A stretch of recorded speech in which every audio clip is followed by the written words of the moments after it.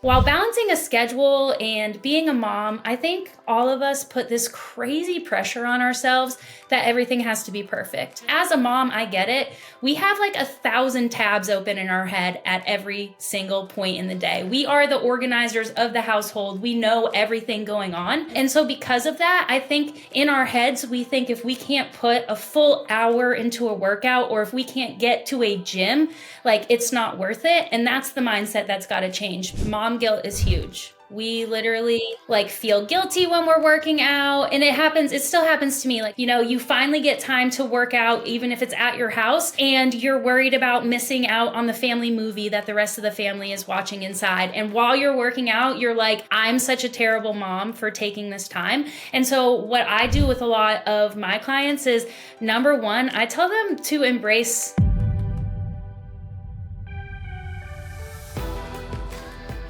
What's going on, guys? Welcome back to a brand new episode of Dieting from the Inside Out. If you're new around here, welcome to the show. I'm Jared Hamilton, and I'm your host.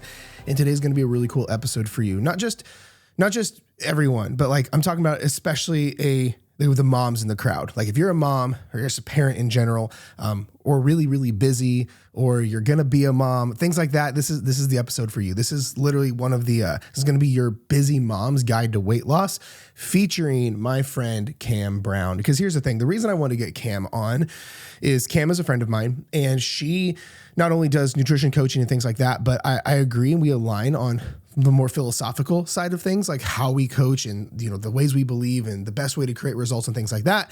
But Cam has an experience that I will never have. Cam is a woman. Cam has a kid, and she understands both sides of the equation. She understands like how to optimally coach someone and create results in the fat loss world. But she also has a kid. She also wants to create a life for her and her whole family and create memories and do all those things.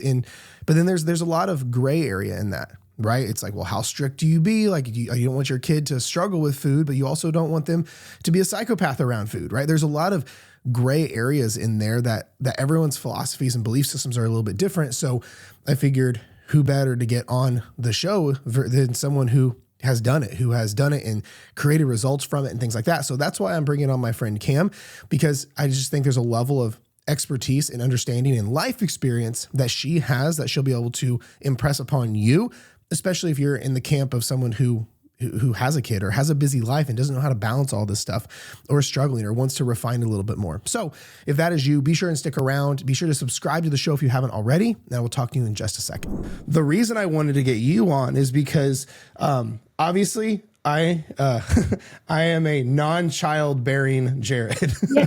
And with so many of the ladies in our community, it's the balance is the kids. It's how do I not just get to where I want to be, but get to where I want to be while balancing the stuff with my kids and my husband and enjoying my life and the food mess and like all of these moving parts. And you just have it all together. And I think it's an important, right? And I just think it's important to bring people on who have that. So instead of, there's a level that, I can only speak from the experience with our clients, but I didn't, have a child pop out of me. So Yeah. Sure. But yeah, so give a little bit of background on like who you are and like what your story is. Yeah, so I have what I would call kind of more the traditional route into like the fitness nutrition industry. I was an athlete growing up. I played lacrosse all the way through college. So I played for University of Florida. I studied nutritional science there. So always super rooted in just coaching and exercise, movement, food. I actually grew up in Maine. So food wise was great because we were like in the country. So it was very local. There was like an honor system farm stand where you would get a lot of your fruits and veggies. We had a milkman. Oh my gosh. Yeah, not for all of it. Like we went to the grocery store too, but Harris Farms was the name of it, and it was close by, and they would legit leave milk on our step once a week, and they had like crazy good flavors and stuff. We got local eggs from them as well. So like I've always been really big on whole food sources because I was lucky enough to be raised that way. And just like in that, we would go to like the fishing docks to get our seafood and lobstermen from like the local lobstermen people and stuff. So I kind of had a different upbringing, and I now, especially this day and age, I kind of recognize that I was very lucky to be raised like that. And I try to mirror that with how we shop around here. We go to a lot of farmers markets. We live in South Carolina, so we're blessed because there are a lot of year-round farmers markets and farmers near us. So I'm really big on whole food nutrition. That's kind of where I base everything in. And then I love movement. I personally love working out, love getting to the gym. Younger Cameron used to say working out was like my stress relief. Now I just know it's something I enjoy doing. And then I also have other outlets for stress relief that are actually lowering cortisol. But so that's kind of how I started. And then I was a head coach at an Orange Theory and a couple other group fitness gyms. And that's where I really started hating the narrative of that's pretty much pushed on most women, even some guys technically, but mostly women, is just the move more, eat less kind of method. There were a lot of challenges that we used to always do. And because I had the nutritional science degree, I would always be the coach that everyone asked for advice about their diet and do the in-body scans. And for the most part, at the end of those 8 weeks, half of the people that were doing their closeout in-body scans, their body fat had gone up and they felt defeated and they were just broken. And that's kind of where I was like, I need to do something about this. Like, more than just coaching in the gym setting, like I need to teach women that we should be fueling our bodies appropriately if we want to see the results that we're working so freaking hard for in the gym. So that's kind of how I ended up doing all of this and starting Integrity and being a nutrition coach. I love that. It's funny. I always say Eat Less, Move More is like the children's coloring book version of fat loss. Like, it's not like, it's not technically wrong. Like, you need to eat in a calorie deficit and move more, but I was doing some diet assessments the other day, and whenever I do my diet assessments, like when I give them away or whatever, I'll create this giant, like I'll just start in a Word doc and like go through this whole, like, all right, here you need to do this and then this and this, and I'll just go through it. And it's like a page and a half. And it's just silly to think like, okay, that could have been just summarized in Eat Less, Move More. And it's like, because it's not the case. There's so many more nuances to that. Yeah, it's like insane to me. It's really funny because earlier this morning, I was doing my good little Facebook scroll and I found myself in some women's mom group, and some lady posted like how she was frustrated and she was eating 1,200 calories and she's not seeing weight loss, and then just like started going through the comments. And of course, it's like a bunch of women who are, I'm sure, in some form trying to help, but like the advice there was just insane. Number one, the lady got called a liar. Like, no, there's no 1,200 calories, you would be losing weight. Then there was just like the crazy diet advice, and it's just like, God, like I get it. It is so much more than like you said, move more and eat less, because there's metabolic adaptation, there's hormonal things, there's, women, we are complicated with all of that stuff. And I think that, like, we could sum it up just something like that, but like, it's really just too general. It's just, we can't all just follow that. Yeah. So staying in that, in your opinion, where does someone start? Like, let's say you have your average Mrs. Jones who has grown up in diet culture dogma, where she's like, oh, I'm supposed to eat more than 1,200. Wait, you mean I can lift heavy? You mean I can have carbs? Like, holy shit. But that can also be overwhelming. Like, we see that in our community, where someone who's grown up for the past decade of yo-yo dieting, even like as a meathead dude, I was given a Weight Watchers book when I was like 9 or 10 because I was a chunky kid, and my mom was a Weight Watchers mom. And so my mom is to this day still a Weight Watchers person, right? But like when I'm 10 and husky and don't want to take my own shirt off, I'm like, well, here's a points book. And I'm like, okay. So like I even struggled with that, but where does someone start? Because that's all they've known. So that's almost terrifying for the thought of like fueling my body. You mean getting fat? And like, you know what I mean? So where does someone even start with that? Yeah, so I think the best thing, like we have a couple pointers. Number one, get in a good community. That's the number one thing I tell people. Don't try to do it on your own. Even if it's like there are thousands of free Facebook groups out there, and a lot of them are actually ran by people like me and you that care, and like just do your research a little bit, like see what the people who are running it kind of post about, but find a support group or like get one at your local gym, something like that. So support is really important for when you're starting, because it is tough. When you've been eating really, really low calories and you decide to make that plunge, one of two things happens. I'm always really honest about it. So we have like the random person, and this is a much smaller percentage, but it does happen. And I've seen it happen with some of our clients, as I'm sure you have. All of a sudden, we put them at their maintenance calories with the right macro balance. And it's like their body is like, oh my goodness, thank you. I have been needing this. And they're like the GOAT, right? They're like the 1% that will all of a sudden at maintenance calories start to like drop on the scale a little bit. They won't get fluffy, and they'll actually see that composition change. And this can happen, like, and I've seen it happen with all ages, from in their 50s to in their mid 30s. It's really, we can never predict if you're going to be one of the lucky people. So fingers crossed that you're one of the lucky people if you start, and that will happen to you. But what usually happens when we pull people in who have been chronically under eating, and we're reversing them up, is that the scale doesn't necessarily go up, but it fluctuates. Once we reach their true maintenance, they're going to fluctuate those 2 to 5 pounds while we're getting there. And it's going to stay pretty consistent. But something that does happen for almost all of our clients, especially if they're moving past calories and really focusing on protein, carbs, and fat intake as well, and tracking macros, is that they're going to start to see their clothes fit looser. They're going to start to see those inches come off. It's not going to be as fast or as gratifying as the scale. So sometimes I tell people in the beginning, weigh less. Just like stop putting, if you put a lot of emphasis on the scale, like push it to the side, give your coach their bare minimum, weights that they need, but like let that go and not depend on that, and like start doing measurements or pictures. We do pictures with all of our clients, which some people will be so frustrated, and then I'll like crop their day one picture to like their 4-week in picture, and they're like, oh my goodness, I have changed. And I'm like, yeah, you're changing, like it's working, I promise.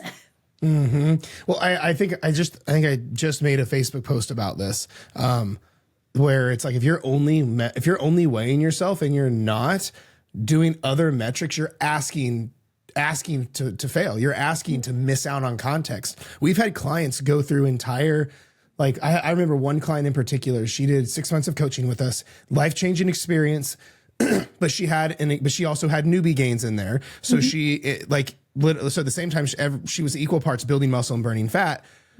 Enough to where 6 months she weighed the exact same. Zero. I'm talking about no trends or averages, but all of her weight was in her belly. Everyone's store is different, but all of her weight was in her belly. But she lost so much belly fat by the end of it. Like when I cropped her picture side by side, her belly button was about like 2 to 4 inches higher, because like it went out, when the stomach goes out and down, her belly button literally was like this in the 2 different pictures. And she told me, she said, Jared, if you didn't make me take these pictures in the beginning, I literally wouldn't have believed you, because it's like watching hair grow out, right? So I think that's really important to make sure you're not just doing the one metric of the scale when it may not even change. Yeah. And I mean, we all hate pictures. I hate pictures. If you're starting a journey, you don't like where you are. That's why you have the motivation to get started. Like, that's just plain and simple. True. If you're paying for a coach and you're starting this journey, we all understand we're uncomfortable in our skin. We've all been there. And I remember when I had to take my first first picture for my coach postpartum, hating myself, 70 pounds heavier than I had ever been my whole life. I didn't want to take that picture. But a year down the road, I was so thankful that I got that picture, especially the first 3 months where it didn't feel like anything was really happening. Because the scale wasn't moving as fast as I wanted. Yes, my clothes were fitting better, but I feel like it's crazy how we are all wired, especially as women, to put the final say on the scale. We just are. And if I wouldn't have taken those pictures, there's no way that I would have been like, oh my goodness, I should keep doing this. Super. Yeah. I totally agree. How along those lines, do you have a lot of women who let's say they're making amazing progress, like scales or let's say their pictures are night and day different. They feel better. They've got all these biofeedback changes. Clothes are different, totally different, but then they immediately shut it down when they go, well, yeah, I guess I'm down 5 inches off my waist, but the scale hasn't moved. And they immediately totally shut down the amazing things happen. How do you normally handle stuff like that?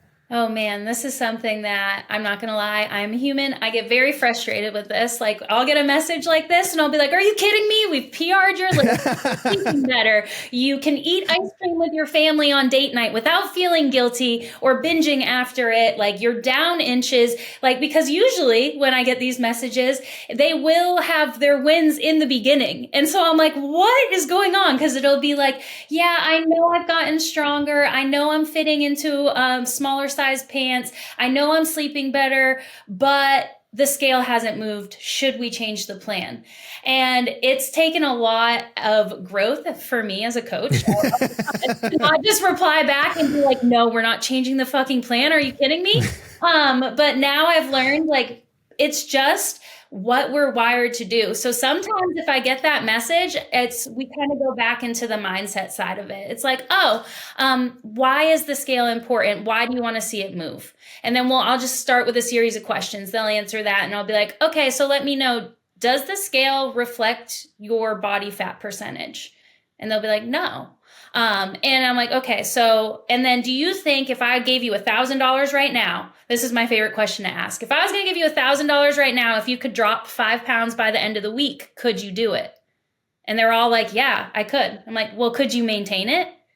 No, probably not, but I would get that first weigh-in. So why do we care about it? You just said we're not going to keep it, and you could get it to drop the 5 pounds. All of us could chug some water, go for some runs, and sit in a sauna and get it to reflect our water in our body. So I think it's just like walking them through that thought process and getting them to realize that the scale is literally just a reflection of your relationship with gravity and water.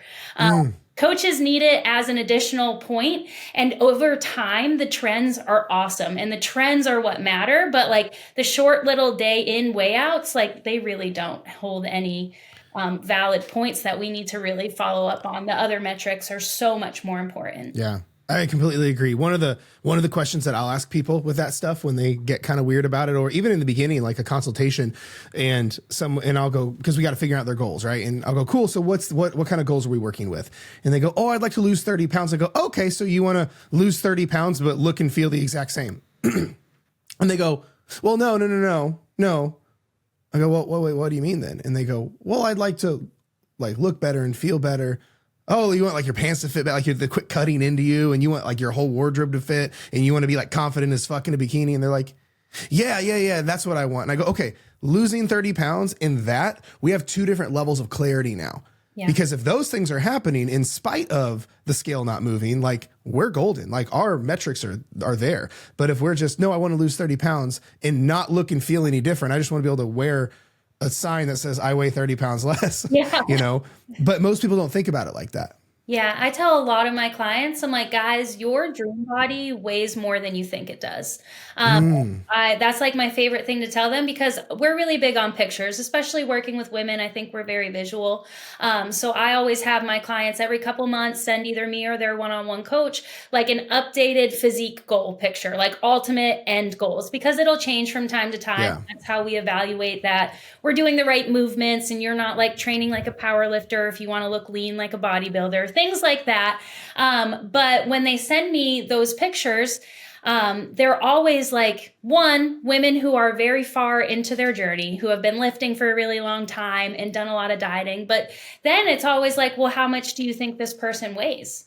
And it's so funny to me to see the answers that they say, because I have my own transformation. So I have like a picture when I was like a cardio bunny doing Orange Theory 6 times a week, didn't really lift heavy, but was kind of lifting, tried like really low calorie, low carb diets. And like I have my weight on it. And then you have the picture of me where I stopped doing that, did maybe group fitness because I do like the community once a week, went to lifting 4 times a week, had more rest days, was eating way more food, and then like have the chiseled abs and like how like people want to look. And I put those pictures, I send it to them. I'm like, which one do you think I weigh more in? And everybody always says the cardio bunny one, but it's actually the one where my 6-pack is freaking banging and I'm like 20 pounds more in it.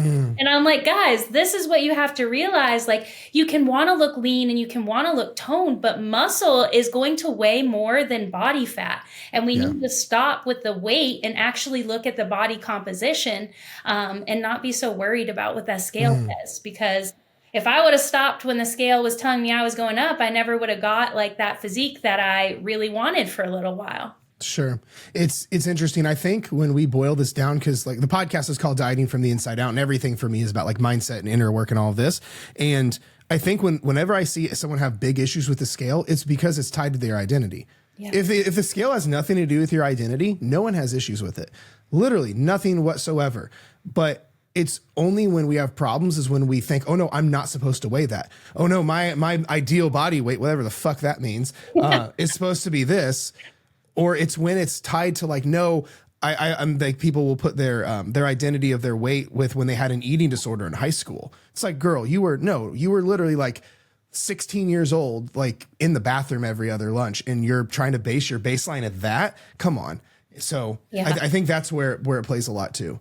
Yeah, it's crazy to me too. Like, you know, because we have consultations, we try to get to where people's goals are and the real reason behind the goal. And a lot of the time, I'll have women now who are mid 30s, later 30s. They have 1 or 2 kids, and they're telling me their goal weight. And I'm like, cool. So like, why is this your goal weight? What size were you? What were you doing? What was your life like when this was your goal? Like when you were this weight? And it'll be like their college weight. And I'm like, guys, I used to be able to crush a full pizza in college, stay up drinking all night, and then wake up and still have a 6-pack. Like, that's just how our metabolisms were back then. Yeah. Like, we can't do that anymore. And like, it's unrealistic for us to put those same pressures on ourselves, especially if we've had kids. That's just unrealistic and setting yourself up for disappointment and failure. Like, It's crazy. Completely. So kind of zooming out a little bit, where does the average mom start? Where she's like, because you're right. Let's say the average mom listening to this goes, you're right, Cam. I used to do all this stuff when I was younger before kids, and now I've had kids and nothing works the same. But how do I balance eating whole foods and doing all the right things? But I also am in drive-throughs every other day because of my kid. And I'm taking this one to dance and this one to soccer, and life is crazy, and work and taking care of the house. So where does that come into place and still getting results? Yeah. So I always like to, well, first, I think every mom on here that's listening and is like, where should I start? Throw away your pre-pregnancy jeans. That's where everybody needs to start. Get rid of them. Stop having those clothes that don't fit in your closet anymore, especially if they're pre-pregnancy.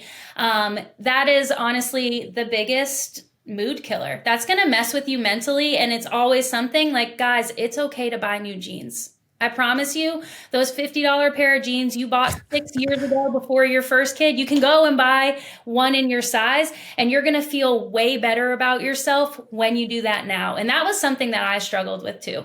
After Rowan, I had it was just unrealistic. It was so unrealistic, and it put everything on a timeline, and it made me desperate to get that done in that timeline, which meant I wasn't going to do it sustainably. When I finally got rid of my pre-pregnancy jeans, which I will say I did end up fitting into that size again, but it was way later and in a way healthier way because I got rid of them. I got rid of everything and went and bought clothes that fit me, that made me feel happy. I wasn't just trying to squeeze into this pair. Like, you create a life. So that's my number one step for most moms. You know, if you want to keep one pair, I'll be honest, I kept one pair just to gauge it eventually further down the road, but I got rid of everything else that didn't fit. So that's where I would start. But then besides that, while balancing a schedule and being a mom, I think all of us put this crazy pressure on ourselves that everything has to be perfect. We have to have the Pinterest perfect signs of the first day of school, and we have to have the perfect lunches, and we have to have everything organized. And as a mom, I get it. We have 1,000 tabs open in our head at every single point in the day. We are the organizers of the household. We know everything going on.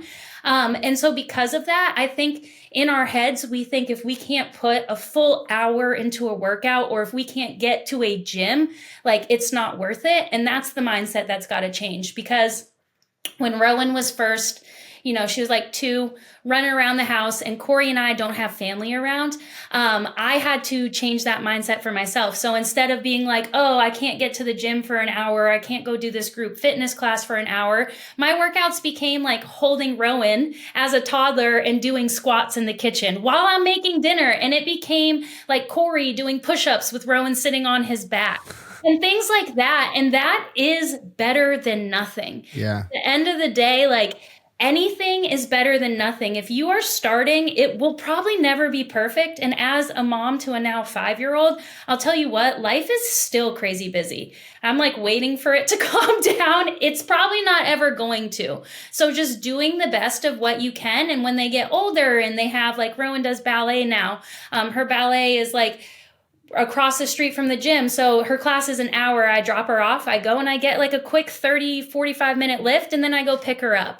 Doing the same at practices. Instead of sitting in your car waiting, walk around the field a couple times, get some steps in, and things like that. But we need to break the mindset of like the situation has to be perfect and that we need the full hour, because little 15 minutes, and there's actually a bunch of studies about workout exercise breaks, snacks, that is peer reviewed, that little like bouts of energy and like squats, even if they're body weight, can make a huge difference. Mm-hmm. That's so good. This is exactly why I wanted you to come on the show, because number one, me being a non-child owning meathead, there's going to be a level of understanding and experience that I just don't have. I can coach all the women in the world, but I also have the awareness to know that like I that's a part of life that I never have experience with. But then the other side to it, where I think people hear these things from people like on the internet, they're like, oh yeah, you should do a little bit of something's better than a whole lot of nothing. And like all these things. But I think it hits different when someone's like, oh no. This is literally what I had to do. And because one of my favorite lines ever, Ed Milet said it, is you cannot transfer to someone that which you don't experience yourself. Yeah. And I think that's why it's really important. In the whole perfection thing, I heard this the other day. I'm so jealous I didn't come up with this little one-liner, but my friend Jordan Syatt, a lot of people follow him, said, I heard a clip in one of his videos. He said, perfection is prison. And I'm like, I love that, because I think a lot of people feel though this like mental incarceration because they're like, no, it's not perfect. No, I don't have all my stuff together. No, I don't have my life is in shambles. But you can create results still in shambles if there's a level of consistency in there that doesn't have to be perfect. Yeah. And like, it really doesn't. Like, and another good tip that I like to do is like for moms, like a lot of the moms I work with, they're like, I just don't have time to meal prep. And it's like, well, are you cooking dinner for your family? And they're like, yeah, of course. And I'm like, well, maybe instead of meal prepping, you just make your dinner bigger so you have lunch for the next day. And they're like, oh, I never thought of that. And I'm like, yeah, you don't have to make it harder. And it doesn't have to be like a big Sunday production. That's one of the things that got me and Corey by when Rowan was crazy young and our schedules were even busier than they are now before they go to kindergarten and you get a little bit of free time, that we just would make the same thing we were making for dinner bigger. And then we would both have lunch for the next day. And it's little things like that. And it sounds so simple, but people don't even think of it because you get so fixated on what social media is showing you and Pinterest boards and people laying out their perfect 7-meal prep that they did. And like, I still don't even do that. I have the time to do that. I hate that. We like grill a huge pack of chicken, slice it up, have it in the fridge. We make sure we have like some veggies that maybe are steamable or salad kits. And then you just like make those and throw the chicken on it and stuff like that. And then we cook big dinners still and make extra sometimes for like Corey to take to lunch or me to have for lunch. But it's like the little things, like it will never be perfect. So I just like to like smash that first and foremost, because, you know, as someone who came from thinking it had to be perfect and killing myself trying to make it perfect, I wouldn't have gotten anywhere if I didn't instantly like start ditching that mindset and just doing what I could. Well, I think right now, like for most people right out of the gate, the mindset is what's setting them up for failure when they go, I don't have time to meal prep. So it's why the thought of just making more and bigger portions of normal food doesn't even cross their mind, is because when we make these like period sentences and decisions, like I don't have time, period. I'm not a motivated person, period. I'm a procrastinator, period. I'm an all or nothing person, period. I'm a binger, period. Like your brain is listening the whole time. That's just not a bullshit statement. There's like we all have this thing in our brain called a reticular activating system where it's our filter on life. And your brain goes, oh, okay, I guess that's true. Like the saying is just assume everything that you claim God's going to make. Okay. Like everything God's going to go, okay, all right, you're right. And it's why we got to be careful. But I think a lot of people in that struggle bus, is setting themselves up for failure because they make these bold claims and they believe them. I don't have time, period. It's like, actually you do, but because you actually believe that to be true from an identity perspective, your brain self-fulfills that prophecy and it shuts down all the possibility that what could have been.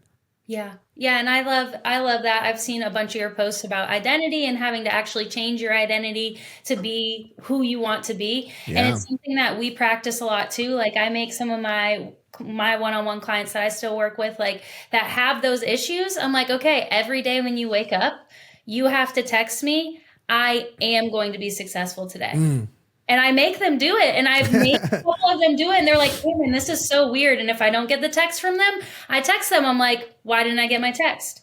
But we do that. Like, you know, there's just like, and it really is, it's just speaking it into like existence. And there's just so much failure and so much letdown. We put so much pressure on ourselves that we don't even realize that that's what is enabling us to find these excuses in the future. They're like, you know, it's like one of my favorite sayings and questions is just like, all right, if you got a flat tire, would you slash the other 3?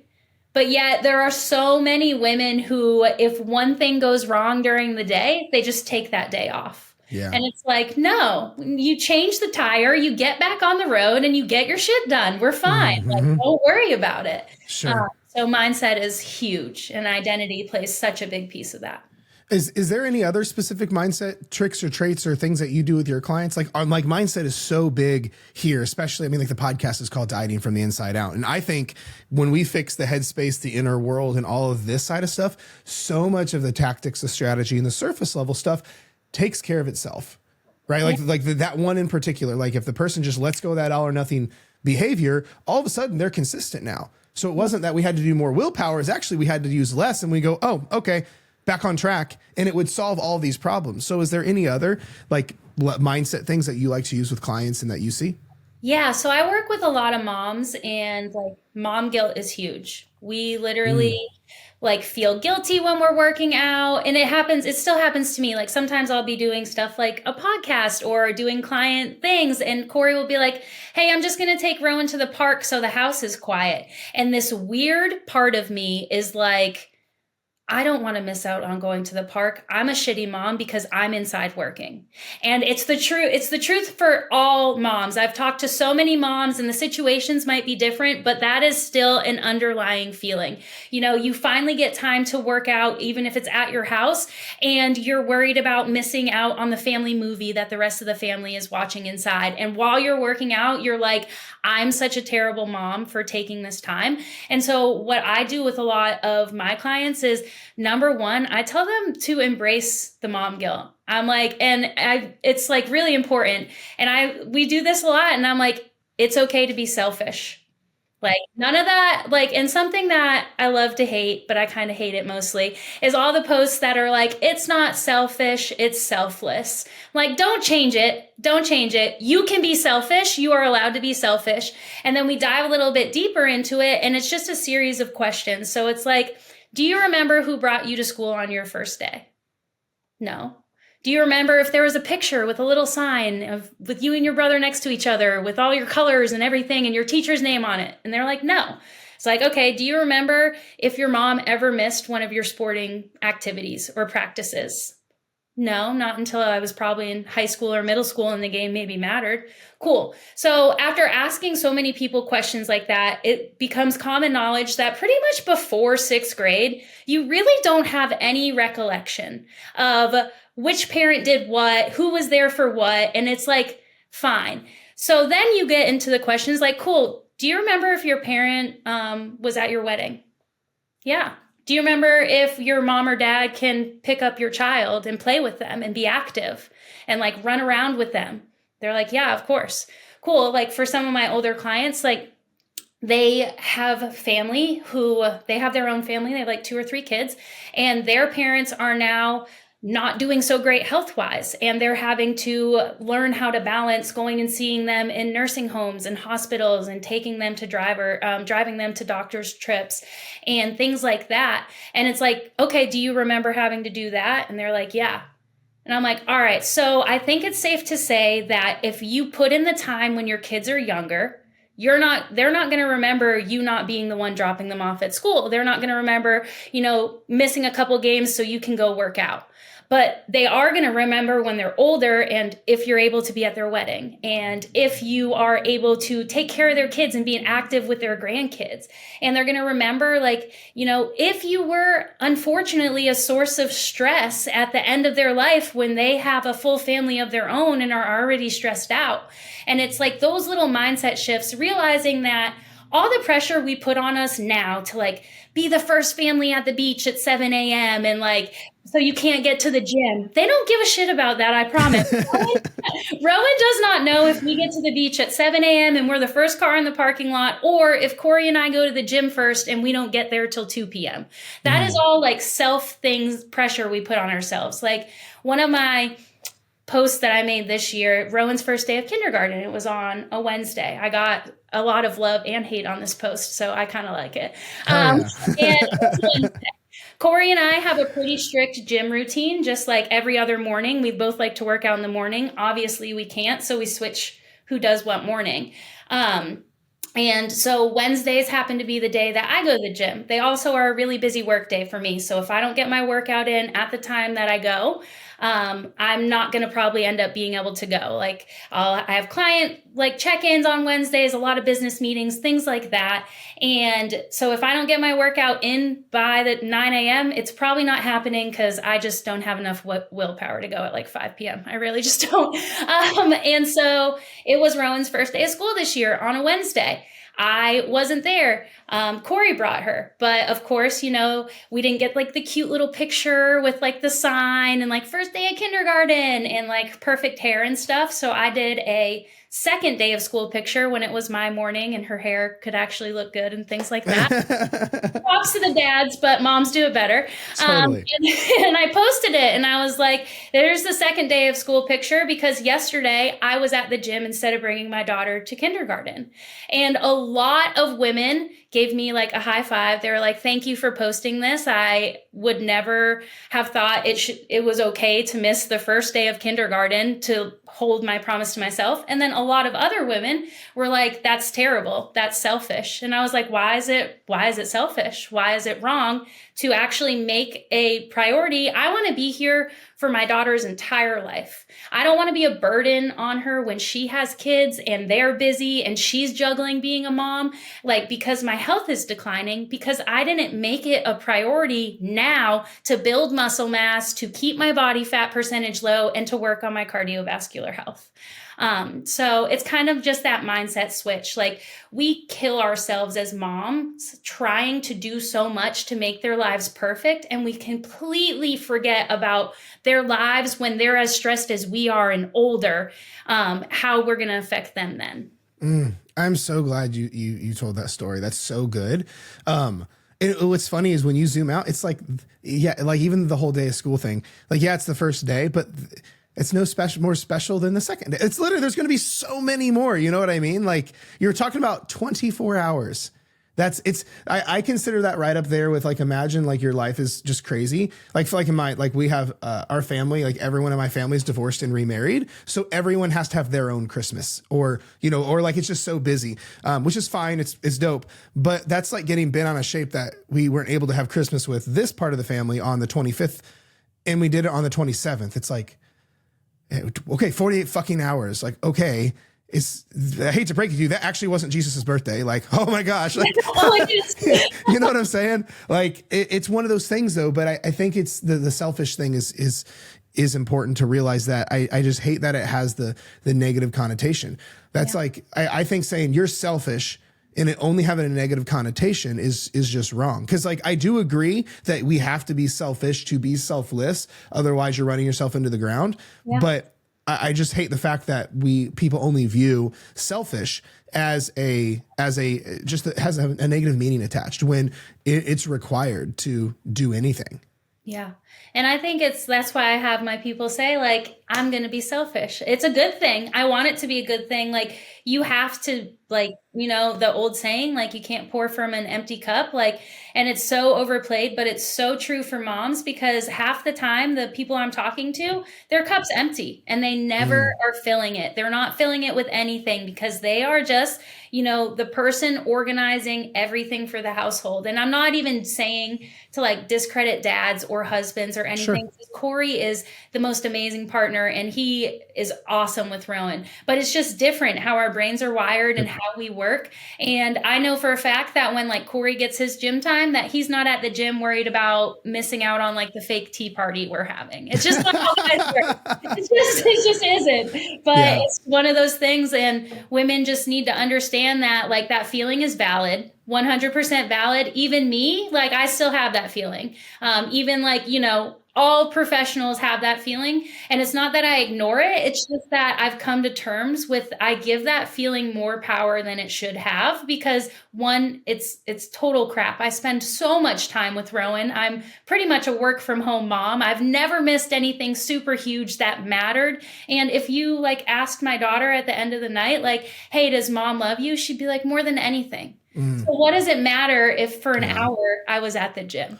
Like, sure. Well, I think along those lines too, it's, I think it's funny, these like meetings we have, the societally are set up in our own heads, or most of people's heads, as in, if you couldn't take her to the first day of school because you're not, let's say you didn't own a business. Let's say you, let's say you were a nurse, 9-to-5 nurse, and you couldn't take her to her first day of school because you had work. That's like, oh, that's okay. You have to work. But like, and that's okay. That's like, you get the hall pass. But when it's like, no, it's because that's the only time I can get my workout in. And that sets up the rest of my day. And her dad took her, so she's good. But that's now like, you're a terrible person. Like that, I just think it's interesting. Or, cause I've seen this in like the entrepreneur space, whereas if someone can't make it to an event because they have their work, oh, it's okay. But if, the entrepreneur can't make it because they have their work, well, they're an entrepreneur. They should be able to be flexible. It's like, no, that means I have bullshit to do later then. Like, it's the same thing, in my opinion. It's 100% the same. And like, it's crazy, the pressure that we put on. I had people comment on that post like, well, why didn't you switch days with your husband? Like, what does it matter? One of the parents was there. Does he not have to be there on the first day of school? Let's talk about that, because it takes two to make a child. So like, as long as like we're not just leaving our kid unattended or have like a stranger taking them to school, like he is equal to me. We can sub in and sub out. We're a partnership. But it's crazy. Like, and it is like, and I'm like traditional, like old school, so I love like the family structure. But the amount of bias and like just double-sidedness that there is for moms versus dads sometimes, I'm like, yeah, that's like really crazy. Yeah, completely. I love all of this so much. This is beautiful. The other thing I was wanting to ask you, and I love to ask parents this, the last person I had on the podcast where we were talking about this, it was Adam from Mind Pump, Adam Schaefer. And so it was interesting hearing his perspective of this, but, I'm curious from your perspective, how old is Rowan? 5. Well, almost. Okay. So this is even more relevant. How do you balance the line of, the example, obviously, and so setting her up for success, but also not turning her into another person who struggles with diet culture? Because I see it both sides of the fence. Either the parents enable and then cause the kids so much struggle because their habits are not in a good place. But then I see the other side of the fence where they're so rigid, the kids are like 10 calorie counting, or I know carbs are bad, sugar's bad, and being so strict. Versus they're not allowed to have birthday cake, right? So for you with Rowan, and I have no idea what your answer is going to be. I mean, I think I have an idea, but I'm curious your thoughts on that dichotomy with all of that mess. Yeah. So from someone who's been told by people on TikTok that I'm going to give my daughter an eating disorder, I love this question because it is so crazy to me. on so many levels, how running your kid through the drive-through and getting them something there is completely acceptable and no one bats an eye, even if you do it every day for dinner. But if you like film a clip of you weighing out your food and your kids like in the background, people are like, you're gonna make them unhealthy. So I'm very passionate about this. But what we do, number one, is Corey and I don't restrict ourselves from anything. I can say confidently that in the last week, I've had burgers, pizza, and ice cream, all of it, and it all fits into my diet. So that's something, there's no restriction. Now, because I'm so whole food based and that's just like rooted in how I was raised, like we have a garden and she helps us do that. She helps us cook in the kitchen. Corey and I, our plates are pretty healthy. Like we, you know, like, and not just like healthy, but like we have vegetables, fruits, protein on there. Like we have a lot of color on our plates. We're big fiber people. Fiber's super important. And she knows a lot about nutrition because she's now at the age, you know, starting at probably like 4, they ask why for everything. So it's not that we force her to eat anything, but, you know, she would ask like, oh, why do you have this? Why do you have that? And so we talk to her about it. We're like, oh, because this is a carb and carbs are energy. We have carrots because carrots have this micronutrient and we like to pair it with this micronutrient and things like that. So we give her like the PG, maybe even the like talks about nutrition because we want her to understand it. Yeah. And she helps us cook, so she loves it. We do like cooking with the Browns, which is like little family cooking reels that we do. And we're making all kinds of stuff. I'm also not a big, like, you know, it's hard. I try not to weigh food in front of her, especially at this age, because I feel like it's a very big like shift and I don't want her to see it. But when she does occasionally walk into the kitchen and I'm like making my food and she's asked like, hey, what's the scale for? I tell her it's to make sure mom's eating enough, because honestly, without me weighing my food, I don't eat enough. I really don't, like, especially like proteins. I, you know, retired cardio bunny here. So for me, my struggle is when I stop weighing and paying attention, I chronically undereat. I get busy. I forget to eat lunch, whatever it is. So I always kind of associate it more as an addition to make sure that she sees it as something I'm doing to increase. But we, like, Corey hardly like weighs his food unless he's in a cut. He's been in maintenance forever. So it's more of just like him and I like having a healthy plate set up and being like, hey, this is what you should see. And it works really well because now she's eating like broccoli and mashed sweet potatoes and she eats steak and chicken and all the things. We have never been, well, I shouldn't say never because that's a lie. And there are still occasionally nights where I will like just make her chicken nuggets and like some fruit that she wants instead of what we're eating. But I tried a long time ago to, even if we make her own food on that same plate, she has a little sample of what we have. And we have the 3-bite rule. So we get her to try it. She has to try everything for 3 bites. And if she tries something once and doesn't like it, then like a week later, she still has to do the 3-bite rule. And because we kind of introduced it like that, like she has some food she doesn't like, but like a month ago, she decided she liked broccoli and she said she hated broccoli since she was 3 and now she's crushing it. So it's just like that actual trying and like explaining why things are nutritious and less restriction. And then of course, like we go out for ice cream and we go out for pizza. And, you know, I think one of the most dangerous things that's happening in our society, to be fully honest, is that restaurants went from being like special occasion things and takeout went from being special occasion things to being the norm. I think the reason obesity is rising so much is because people don't cook at home and they don't put emphasis on family meals and family dinners and things like that. So we are we cook a lot. We like cooking. We're good at cooking. So we do teach her how to cook, and, you know, that might mean like we make our own pizza and things like that. But if we're like out with friends and they're like, hey, let's get Chick-fil-A, we're not like, no, Rowan, you can't have that. We're like, yeah, let's get Chick-fil-A. You want a milkshake? Like she can have whatever she wants. I love every piece of that. Not that it matters, obviously, like you're like, it's your kid, but you know what I mean? But from like the side of it, especially the psychology of it, I think it's brilliant. I think because it's that you're number one leading from the front. It's not like mommy does. Like I see so many people shit talk how their kids' eating behavior is, while like mommy is, we'll just say, call a spade, mommy should lose about 100 pounds. So where do you think the overweight child's getting her habits from? Yeah. You know, but it's also that balance though, where you're not restricted, you're not demonizing food, where she's going to grow up with a bad relationship with food. I mean, honestly, it sounds like she's going to grow up with the most fantastic relationship with food and amazing health markers. That's the goal. The lowest therapy bills possible is the only thing any parent could ever strive for. That's right. That's right. Hell yeah. I love that so much. That's so good. Man, this 45 minutes has blown the fuck by. This is so good. Thank you so much, Cam, for coming on. This has been amazing. You're welcome. Where can people find you? Because I know my community is probably just going to fall in love with you. So where can people find you? Well, Instagram, Coach Cam B, or no, Coach Cam Brown. Just kidding. And I'm there. I'm way more present on Facebook.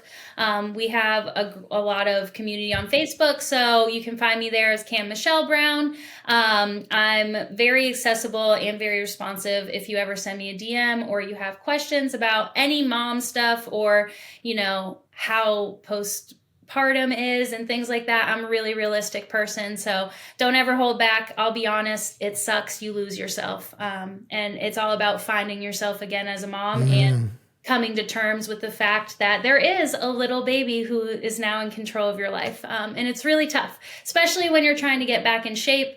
And I know, so if you ever need anything, just reach out. I totally understand. I love it. This has been so good. Thank you again for doing this, Cam. I really appreciate it. Thanks, Jared. And we are back. Thank you so much for tuning in once again to another episode of Dieting from the Inside Out. I know if you stuck around, I know you got a lot of value out of this. Be sure and hit up Cam. So do a couple things. Number one, hit up Cam and tell her that you heard her on the show and that you appreciated her insight and things like that. But then also be sure and share the show. Look, I'm telling you, I invest a lot of time, a lot of energy, and a lot of money into this show to give you the best and most helpful free content to solve your actual problems. So my only ask is not just subscribe to the show, but my only ask is I want you to share it. Whether that be sharing this episode if it resonated with you on your story, or screenshotting it, or sending the link to your friend. I'm telling you, do not keep all this knowledge bottled up inside of you. I don't keep it all bottled up inside of me. And so I don't want you to keep it all bottled up inside of you. I want you to share the show, because that's how we help more people. That's how we feed the mission that you're part of helping change this entire consciousness around weight loss and dieting and helping people get results that make their lives better. And you can be a part of it by just sharing the damn episode. So I appreciate you. Thank you so much for doing that in advance. Now, before you leave, I do have some stuff for you. Number one, if you are not on my email list, if you are not subscribed to that, I'm telling you, you will want to be on there. Look, I promise I don't spam you. I literally actually take time right around like 4 to 5 days a week, and I write to my email list long form, almost blog style content that it gets really deep and granular around solving your problems. Because the thing is, the reason I love the podcast so much is because I can do whatever I want. I'm not capped by a character limit or a time duration, like on an Instagram post or things like that. Well, my email list is the same thing, but written content. So if you like to be able to save this stuff, or if you like to power read through things, or like to go back and pull nuggets out of stuff, but you want to know like the full answers behind solving your problems, I literally write to my email list almost every day. Like on average, I hit about 4 or 5 days a week.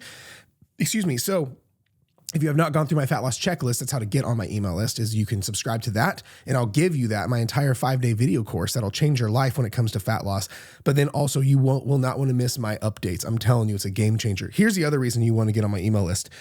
If you do not know, this past week at the time of recording this, I lost my Instagram. My Instagram went down. Me and like about 5 friends of mine were falsely accused of violating community guidelines.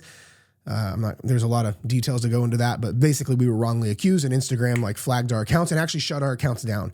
I even appealed it and it got rejected. So, if you only follow me, or this goes for any creator for that matter, just on like one platform or on something that they don't own, like Instagram or TikTok or YouTube, I'm telling you, you will want to go join their email list, or in this case, my email list, because that's where you can know where I go, and we can always stay connected if something like that happens. Like literally, I didn't have my Instagram for days. I have friends this happened to them, and they haven't had theirs for months. So I would just hate for you to be absorbing all my content, then all of a sudden one day it all disappears. But the one place it can never do that is my email list. So I want to stay connected with you. I want to stay telling you where I'll be if that happens, if that goes down again, or any of the platforms, because that's the truth, is I don't own any of these. I don't own my Instagram. I don't own my TikTok. I don't own my YouTube. I don't own my podcast. I don't own any of this stuff because I'm using it someone else's platform because they own it.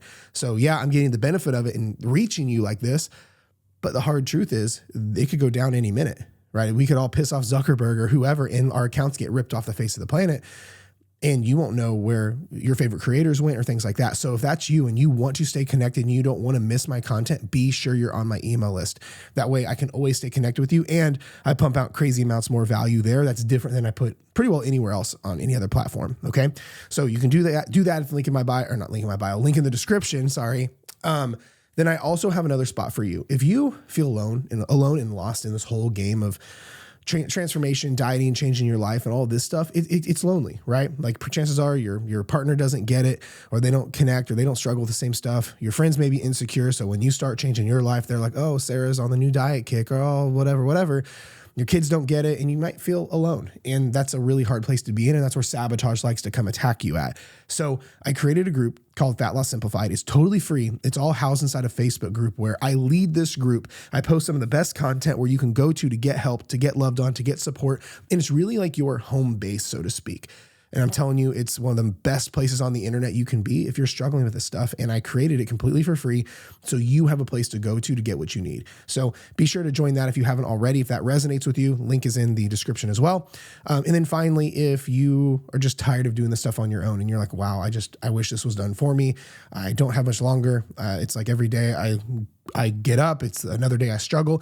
And you are ready and want help with this stuff, you can always apply for one-on-one coaching with us at the link in the description. The biggest thing is we want to make sure we can help you before anything gets started or happens. So you can go apply at the link in the description below.